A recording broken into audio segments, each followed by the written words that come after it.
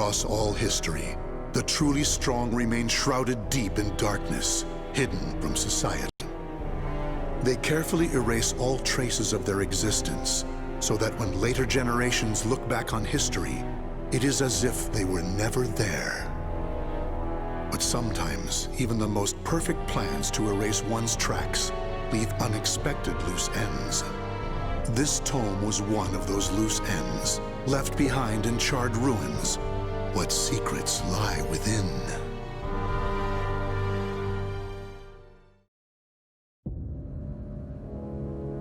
Zasalamel created me. A banal way to begin a tome, but writing down one's own history in a book is strange enough to begin with. I began writing this as an indulgent pastime, so I may as well enjoy myself. Now, about the cursed sword known as Soul Edge. I intend to record its secrets in this very tome. However, I must exercise caution. A fitting end awaits all who seek the cursed sword. Some may laugh and call this an exaggeration. Should anyone who has held that sword ever read this tome, though, I'm certain they'll agree with me. The origin of Soul Edge is a mystery. Legend says it was once an ordinary sword, void of any power. But after fighting on countless battlefields, it gathered a great deal of negative power, until a curse fell upon it. That much is true. All who took Soul Edge in their hands became slaves to the blade, murdering until they bled their last drop of blood. That is why so few know of it, despite its appearances time and time again throughout history.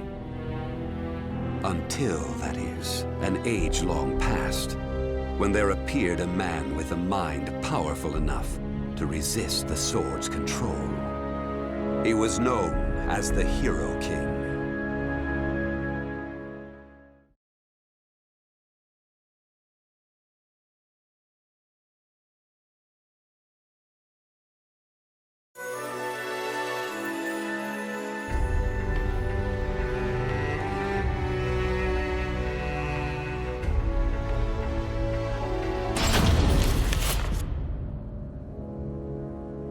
In that ancient age, great change came only through war. Thus, controlling Soul Edge meant ruling the world.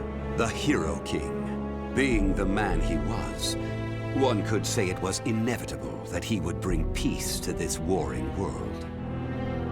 I won't record the Hero King's name here. Someday I may decide the time is right to reveal it, but that time isn't now.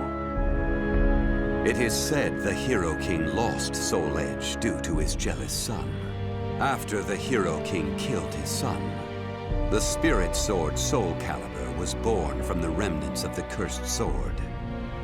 Indeed, the cursed sword and the spirit sword both come from the very same steel. While the name Soul Edge is known to a select few, the name Soul Calibur is known to almost no one. There is a reason the Spirit Sword was never revealed to the world. Some say the Hero King created the Spirit Sword, but the truth is that the Hero King risked his life and failed. Those who would carry on the dead king's wish and perfect Soul Calibur were to come later. They were known as the Guardians of the Spirit Sword. Like a thief in the night, they took the Spirit Sword and withdrew into the dark recesses of history.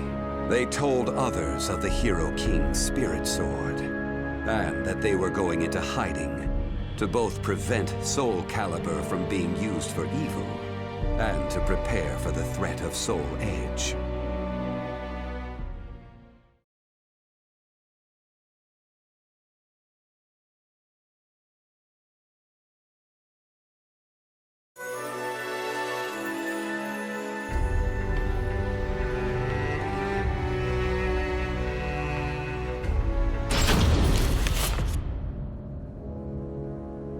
The the Guardians of the Spirit Sword only entrust Soul Calibur to a select few.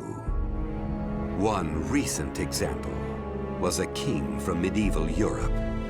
Born in Britain, the king used the Spirit Sword to rule a large swath of Europe.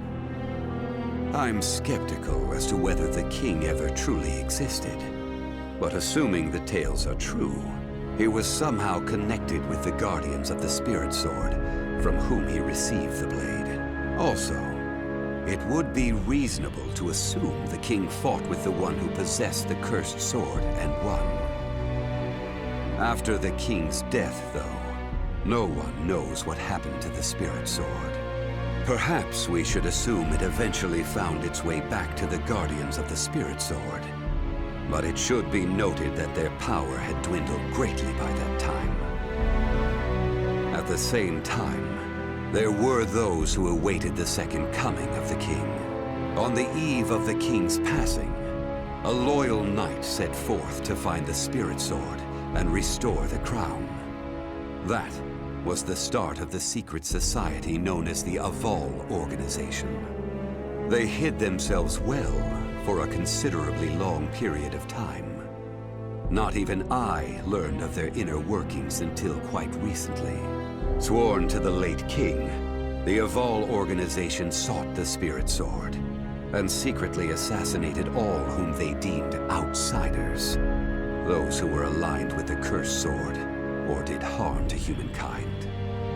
A deeper look, however, reveals there was some unrest hidden below the organization's seemingly unshakable exterior.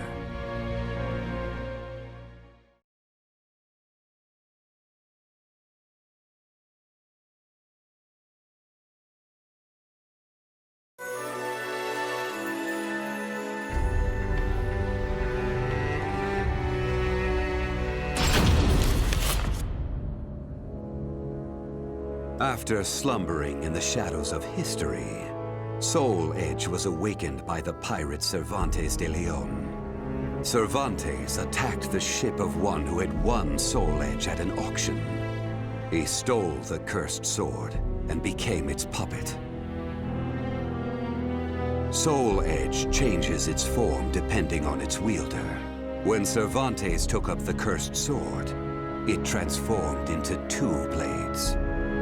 And after nearly 30 years of slumber, it caused that terrible catastrophe. Cervantes and the cursed sword were defeated by a female warrior, and one of the blades was destroyed. Shattering without coming in contact with the Spirit Sword was a first for Soul Edge. Immediately afterwards, the evil seed occurred. The evil within Soul Edge was unleashed upon the entire world. Why did the evil seed occur? What havoc did it wreak where it landed? Not even I have any way of discerning this. But one thing is certain. Ever since that day, the cursed sword's malfested kin have been swiftly multiplying. What does it mean to be malfested? It's extremely hard to define, for the resulting phenomena are so varied. There are those who undergo monstrous transformations, while others look no different from ordinary humans at first glance. In addition to humans, some animals have experienced transformations as well. Common traits of the malfested include heightened fighting instincts and violent tendencies. Some become beasts, hungry only for slaughter, while others use strategy to entrap powerful foes. But they all slip into towns and cities, seeking blood under the cover of darkness. Sometime after the evil seed, the Azure Knight Nightmare appeared. Rumors said he possessed Soul Edge, and his string of indiscriminate murder seemed to agree with this. Personally, I was also interested in discovering this knight's true identity. I then received news that the Aval Organization had encountered him and were defeated. It intrigued me that there seemed to be someone in their organization deeply interested in the evil seed.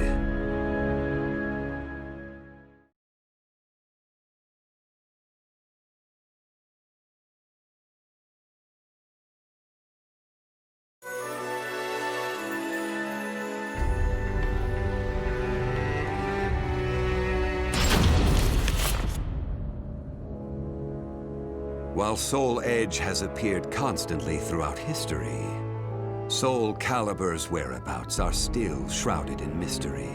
In time, I lost interest and gave up trying to search for any traces of it.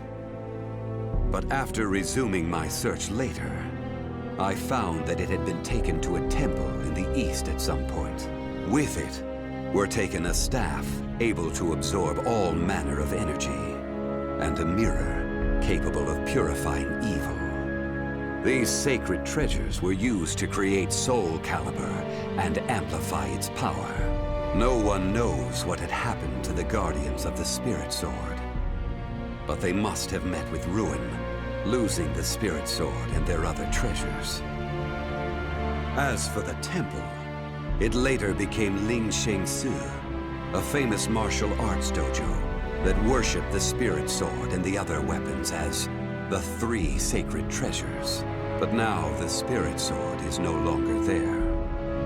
The evil seed deeply affected Ling Sheng Su, and most likely caused it to attract evil energy. Its martial arts students were soon overcome by madness and battle lust, and ended up killing each other. The temple fell in a single night.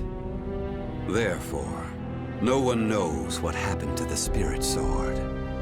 Only one student of Ling Sheng Su survived. While the survivor didn't possess Soul Calibur, there was clearly merit in looking into him. What powers did he possess? What could he accomplish? I was deeply intrigued.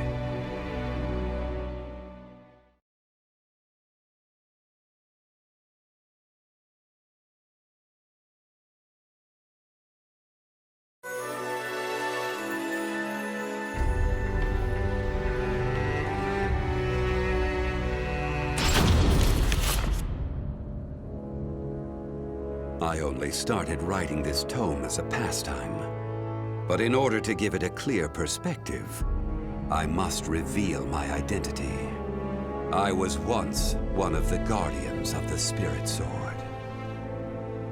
The precepts of the Guardians were very strict, one of which stated no Guardian may ever touch Soul Calibur. But in my younger days, I failed to properly suppress my urges.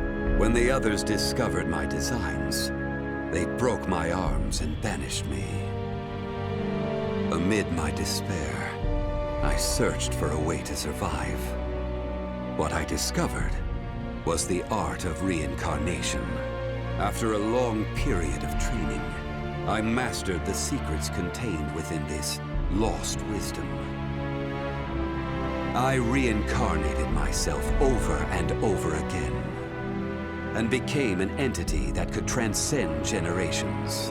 At first, I didn't realize the price I would have to pay for eternal life. For every time I reincarnated, I experienced the pain of death. It felt like my soul was being crushed. It is hard to put such pain and suffering in words. Indeed, I hadn't managed to completely escape death. No matter what one may accomplish in life, death remains inescapable. My bodies have lain in countless graves, but my soul will never rest in peace. So it was that I came to yearn for the final eternal death I could never have. And such desire began to corrupt my everlasting life. Gradually, I began to seek out death itself.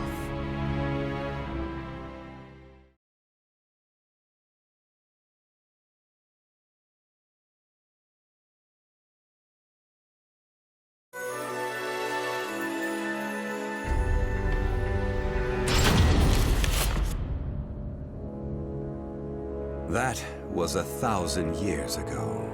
My desire for death was at its peak. That longing for true death led me to even take hold of Soul Edge. Wisdom, power, battle lust.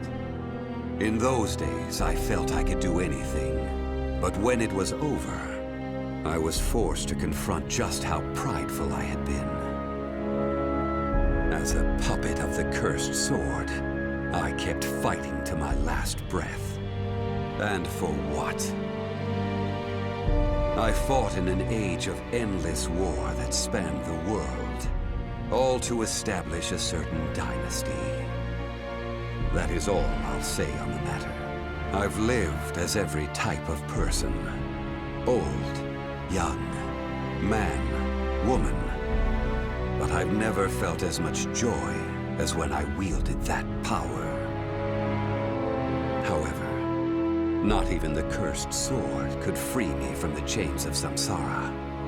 And so I died, and was born again into this world.